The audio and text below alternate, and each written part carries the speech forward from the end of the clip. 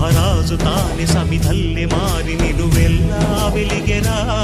భోగాన్ని విడిచి త్యాగాన్ని వలచి తాపసిగా నిలిచెరా.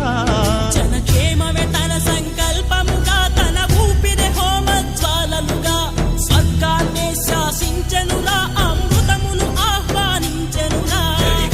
జాడతో ఈ వేళ జన జీవితాలు చిగురించేలా, కాలసీమలో ఈ వేళ రతనాల ధారలే కురిసేలా.